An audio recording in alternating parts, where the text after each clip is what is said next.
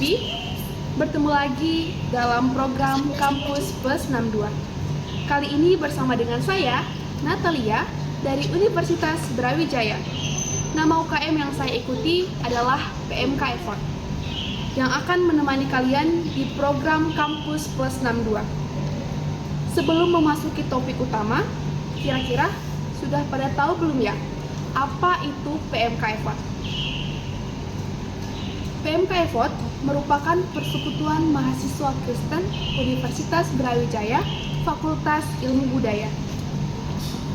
Di sini, Kampus Plus 62 akan menyajikan 8 berita pilihan dari kampus Malang, Bandung, Semarang, dan Makassar. Yuk kita simak bersama-sama. Dana Abadi Universitas Brawijaya menggelar pelatihan manajemen investasi dengan narasumber Rinto Zanuardi yang diikuti oleh pengelola dana abadi dan mahasiswa penerima dana abadi. Dalam kesempatan tersebut, Ketua Pengelola Dana Abadi, Insinyur Ahmad Wicaksono mengatakan, pelatihan tersebut merupakan hal penting untuk memperkaya wawasan pengelola dan penerima dana abadi. Hari ini kita mengadakan pelatihan tentang manajemen investasi gitu ya. Jadi dana abadi ini kan memang kita punya tugas untuk mengelola keuangan. Jadi intinya kami di tim dana abadi ini perlu mempelajari tentang bagaimana cara melakukan investasi yang aman gitu. Jadi dengan cara seperti pelatihan ini, kami para pengurus bisa mengetahui hal-hal apa yang harus diperhatikan ketika kita mau melakukan investasi. Ya, tujuannya untuk bisa anggota dari tim pengelola dana abadi ini memahami mengenai bagaimana pengelolaan investasi yang aman dan mendapatkan hasil yang maksimal, tentunya begitu. Bertambahnya wawasan menjadi hal penting, dirasakan oleh penerima dana abadi, Gadis Aprilia. Mahasiswa Universitas Brawijaya tersebut mengaku, pelatihan manajemen investasi tersebut sangat bermanfaat baginya. Hari ini sangat menarik karena materinya mengenai manajemen investasi dan ilmunya bakal berguna untuk para awardee Dana Abadi UB. Tentunya yang didapat untuk pelatihan hari ini adalah sebuah ilmu mengenai bagaimana sih kita untuk investasi jangka panjang, entah itu 1 tahun, 2 tahun, atau 5 tahun, seperti itu. Universitas Brawijaya turut membantu penanganan bencana Sumatera dengan mengirim tim relawan yang terdiri dari dosen, tenaga medis, dan mahasiswa, serta dukungan logistik. Hal tersebut disampaikan oleh Rektor Universitas Brawijaya Profesor Widodo, pada saat kegiatan Dies Natalis, Minggu 7 Desember 2025. Menurut Widodo, saat ini sudah ada tim yang berada di Kabupaten Agam, dan tim berikutnya akan segera bergerak menuju Sumatera. Kita dalam suasana berduka, karena saudara-saudara kita yang ada di Sumatera khususnya mengalami musibah yang kita juga harus berempati, mendoakan agar semuanya berjalan dengan baik. Dan juga saya laporkan kepada Bapak Ketua MBA bahwa tim Universitas Brawijaya juga sudah ambil bagian untuk membantu saudara-saudara kita di Sumatera. Ini laporan dari Pak WR5 dan juga dari Direktorat dan juga dari tim Emergency Disaster Universitas Brawijaya dan juga Yayasan Universitas Brawijaya.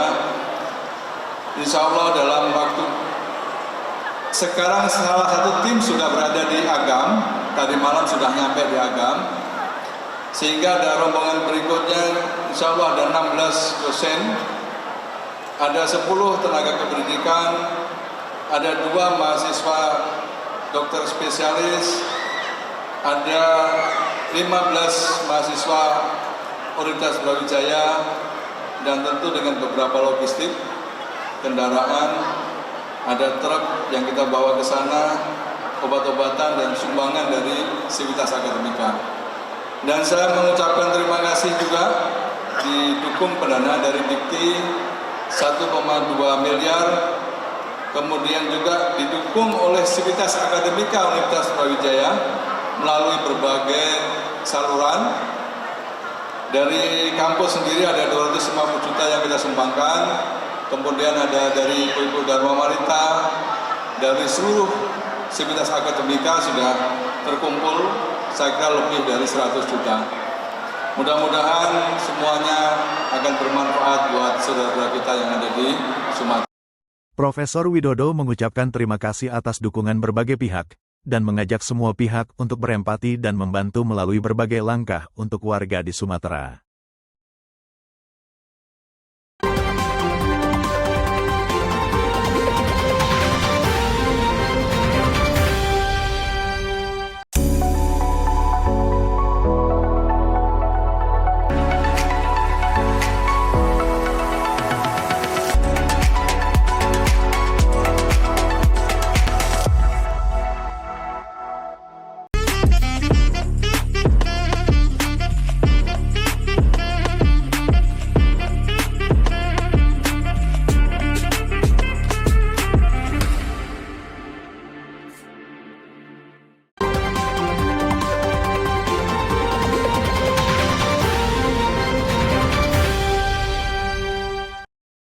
Universitas Brawijaya menggelar rangkaian Dies Natalis ke-63 pada hari Minggu, 7 Desember 2025. Dalam acara Jalan Sehat dan panggung hiburan tersebut, hadir Ketua Majelis Wali Amanah Profesor Muhajir Effendi, Ketua Senat Akademik Universitas Profesor Nufil Hanani, Rektor Universitas Brawijaya Profesor Widodo, dan ribuan sivitas akademika. Dalam kesempatan tersebut, Muhajir memberikan apresiasi atas berbagai capaian nasional dan global dari Universitas Brawijaya pada usia ke-63. Penasehat khusus Presiden Prabowo ini berharap Universitas Brawijaya semakin maju dan melesat dalam memberikan kontribusi secara nasional dan global. Terima kasih. Yang saya hormati Pak Rektor dan seluruh jajaran, Ketua Senat, Guru Besar, dan seluruh jajaran, para dosen, para sivitas akademika Universitas Brawijaya yang saya banggakan. Pertama, selamat milad yang ke-63 kampus kita Universitas Brawijaya.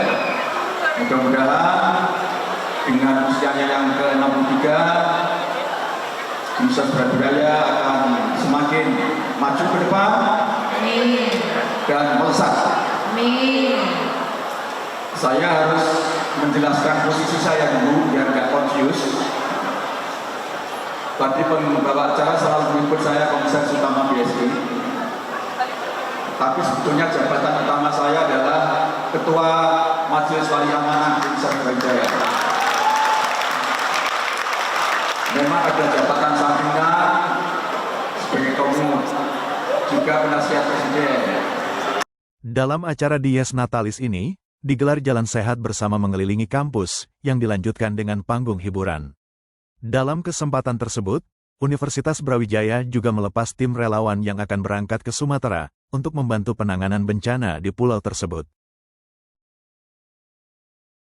Turnamen Sukun Youth Series 2/3 Session 2025-2026, menghadirkan pertandingan dari 7 kategori, mulai dari U13 hingga U19 divisi utama dan conference, serta diikuti 21 klub dari 8 provinsi. Kualitas pertarungan yang semakin baik, membuat antusiasme penonton terus meningkat dari hari pertama hingga final. Sebanyak 21 klub dari 8 provinsi, turut bersaing dalam turnamen bergengsi ini. Dan dominasi PTM Sukun kembali terlihat, setelah berhasil menjadi juara umum di kategori divisi utama. Namun di tengah dominasi klub besar, salah satu atlet muda dari Fakultas Hukum Universitas Semarang, tampil menonjol setelah berhasil mengamankan posisi juara 2. Neza Harismatul Zahra, turun sebagai atlet yang mewakili klubnya dalam turnamen bergengsi tersebut. Bangga juga rasanya, karena sebelumnya itu persiapannya kurang matang, dan saya pas di penentuannya itu saya cedera untuk penentuan terakhirnya. Jujur aja kurang mateng banget, karena persiapannya belum yang nge-push banget. Jadi tetap bersyukurlah dapat juara 2. Lawan terberatnya dari Sukun, yang kedua dari Kaltim. Itu penentuan sampai akhirnya itu di situ. Penentuan gedenya di situ. Kenapa kok berat sekali? Ya karena di sana timnya juga kuat. Kalau lainnya masih 50-50 lah, masih bisa di-handle. Tapi kalau dari Sukun sama Kaltim itu emang susah. Tapi syukurnya pas ketemu sama Kaltim tuh dimenangkan tim saya dengan skor 3-1. Meskipun perjalanan menuju podium dengan melalui lawan yang berat dari tim Sukun dan Kaltim, tetap tak menyurutkan semangat Neza. Meski sempat mengalami cedera saat laga penentuan final melawan CLS Surabaya, Neza tetap menyelesaikan pertandingannya hingga akhir. Turnamen Sukun Youth Series 2/3 tahun ini tidak hanya menjadi ajang kompetisi, tetapi juga ruang pembentukan mental dan pengalaman mereka menuju level yang lebih tinggi. Dari Semarang, tim liputan USM TV melaporkan untuk UB TV.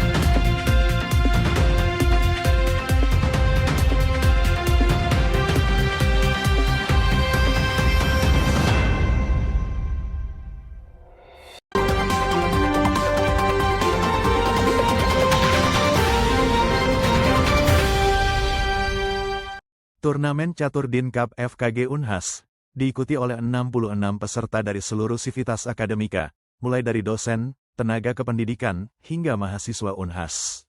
Ajang ini dirancang sebagai wadah pengembangan bakat, sekaligus meningkatkan minat terhadap olahraga catur di lingkungan kampus. Membuka kegiatan, Wakil Rektor Bidang Akademik dan Kemahasiswaan, Profesor Muhammad Ruslin menegaskan pentingnya kompetisi seperti itu untuk membangun kerja keras dan inovasi mahasiswa. Menurutnya, ajang catur dapat menjadi sarana pembinaan yang baik jika dilakukan secara berkelanjutan. Profesor Ruslin juga menyampaikan, peserta dan panitia akan diupayakan mendapatkan konversi mata kuliah penguatan kompetensi atau SKS. Hal tersebut sebagai bentuk apresiasi terhadap partisipasi mahasiswa dalam ajang keorganisasian dan prestasi. Kami sangat mengapresiasi apa yang dilakukan teman-teman di Fakultas Kedokteran Gigi, kerjasama yang luar biasa antara pimpinan dengan Badan Eksekutif Mahasiswa, Maperwa, ini semua melibatkan mahasiswa dalam aktivitas ada turnamen catur Dekan Cup yang pertama tingkat Universitas Hasanuddin. Mudah-mudahan ini wadah untuk memberi ruang kepada mahasiswa kita yang punya prestasi di bidang catur, karena kita lihat sebenarnya ini peluang mahasiswa kita untuk memanfaatkan ini. Mudah-mudahan ke depan ada yang bisa meningkatkan prestasinya sampai di tingkat nasional. Ya, sekali lagi ini wadah yang sangat luar biasa. Saya sangat yakin prestasi-prestasi atlet catur di Unhas pasti banyak, dan itu mereka hanya butuh ruang. Mudah-mudahan ruang ini dimanfaatkan sehingga ke depan pada saat event-event nasional kita bisa punya kontribusi juga untuk bidang atlet catur. Ini salah satu aktivitas ini di Universitas Hasanuddin melalui kurikulum 2023 itu masuk kategori kelompok di mata kuliah penguatan kompetensi, sehingga aktivitas ini apakah itu jadi peserta, apakah jadi panitia, apakah itu jadi pendamping, itu akan menjadi aktivitas yang bisa dikonversi aktivitas awards-nya menjadi SKS. Sementara itu, Wakil Dekan Bidang Akademik dan Kemahasiswaan FKG Unhas, Dr. Acing Habibi Mude, menilai turnamen catur perlu lebih sering diadakan. Baginya, kegiatan olahraga seperti ini dapat menjadi sarana menemukan talenta muda Unhas, serta menghadirkan ruang silaturahmi antar mahasiswa. Jadi kegiatan turnamen catur ini sebenarnya untuk terkait siapa yang juara, itu sebenarnya perkara yang kesekian ya. Jadi yang sebenarnya kenapa kegiatan ini kami lakukan adalah yang pertama untuk menimbulkan atau menggali lagi bakat-bakat yang mungkin mahasiswa Unhas ya miliki terkait dengan pertandingan catur. Jadi talent muda Unhas, saya kira mereka membutuhkan wadah untuk bisa kita gali lagi kemampuan mereka dan sekaligus mereka bisa saling silaturahmi sesama mahasiswa Unhas. Itu sebenarnya harapan utamanya kenapa kami melakukan dan menginisiasi untuk adanya Piala Dekan terkait dengan turnamen catur ini. Ketua BEM FKG Unhas, Muhammad Wildan Aulia mengungkapkan, kegiatan ini terinspirasi dari kurangnya minat mahasiswa terhadap olahraga catur. Ia berharap Dinkap menjadi langkah awal untuk memperkenalkan catur secara lebih luas di lingkungan Unhas. Tentunya selain menjalin tali silaturahmi antar sama mahasiswa dan juga tenaga pendidik, nah tentunya Dinkap ini kita laksanakan untuk meningkatkan kompetensi mahasiswa khususnya pada bidang catur yang dimana tentunya ini merupakan kerjasama dan juga bentuk kolaborasi antara pihak dekanat, UKM Catur BEM FKG Unhas dan juga UKM Catur Universitas Hasanuddin. Ya tentunya harapannya dengan terlaksananya kegiatan ini kita dapat menghasilkan dan juga menemukan mahasiswa khususnya mahasiswa yang tentunya minat dan juga mampu dikembangkan minatnya dalam catur sehingga nantinya bisa mewakili Unhas maupun juga mewakili daerah ataupun mungkin mewakili Indonesia untuk nantinya berkiprah di bidang khususnya bidang catur. Nah, kenapa memilih catur? Karena ya ini kan catur merupakan ya seperti yang tadi disampaikan bahwa catur ini merupakan olahraga yang biasanya kurang peminatnya atau misalnya banyak tapi terkhususkan. Artinya dikesampingkan yang dimana Injo merupakan salah satu percambangan lomba yang harusnya kita selalu dambakan, kita selalu sosialisasikan karena kan tadi sempat dikatakan bahwa teman-teman juga ini kuranglah pengetahuannya tentang lomba-lomba catur yang dimana tadi tidak ada perwakilan dari Unhas yang mungkin merupakan batu loncatan awal sehingga catur ini lebih dikenal lagi di halayak umum dan juga khususnya di kalangan mahasiswa. Setelah pembukaan, Wakil Rektor 1 Unhas bersama Wakil Dekan Bidang Akademik FKG menyapa para peserta dan turut mencoba bermain catur di area pertandingan. Dari Makassar, Tim Liputan Unhas TV melaporkan untuk UB TV.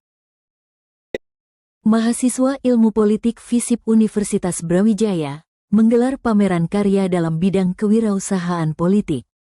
Karya tersebut berbasis pada persoalan real yang ada di masyarakat, yang kemudian dianalisa dan menghasilkan beragam solusi. Dosen pengajar ilmu politik Wawan Sobari menjelaskan pameran tersebut merupakan bagian dari mata kuliah yang bertujuan mengasah kemampuan mahasiswa dalam memberikan solusi dari berbagai persoalan yang dihadapi oleh masyarakat. Wawan menilai mahasiswanya cukup jeli dalam melihat berbagai persoalan, mulai dari sampah hingga nasib sopir angkot yang semakin terpinggirkan oleh kebijakan. Yang pertama urgensinya kan memang ini adalah secara akademik merupakan proses akhir dari project based learning untuk mata kuliah kewirausahaan politik, di mana mahasiswa itu bukan hanya dia membuat karya, tapi juga mempertanggungjawabkan karya ini kepada pengguna. Nah, karena selalu tema kewirausahaan politik adalah berbasis kepada pengguna. Penggunanya siapa? Ya publik, gitu ya. Nah, khusus tahun ini memang temanya fokus kepada urban problems, bagaimana mencari solusi tata kelola pemerintahan kreatif untuk menyelesaikan masalah publik, ya, masalah-masalah perkotaan. Jadi sebagaimana nanti bisa dilihat di booth-booth yang di proyek mahasiswa itu ada yang masalah sampah, ya, ada yang masalah urbanisasi, ada yang masalah kemacetan, masalah parkir, termasuk ada yang unik nanti bisa melihat di situ masalah tentang sopir angkot. Ya, yang kasihan sekali mereka menjadi orang miskin baru karena angkot begitu tersisih dari sisi kebijakan, juga dia disisihkan dari sisi persaingan bisnis transportasi. Jadi terkadang kita melihat itu hanya sebagai yaitu bagian dari konsekuensi perubahan teknologi, tapi ingat mereka juga membutuhkan solusi. Nah, mahasiswa ada beberapa yang fokus ke sana gitu ya, termasuk juga yang menyelesaikan problem-problem perkotaan lain. Melalui problem solving tersebut, Wawan berharap mahasiswa FISIP dapat mengasah kepekaannya dalam melihat berbagai persoalan di masyarakat dan mampu memberikan problem solving yang sesuai agar dapat diterapkan oleh warga.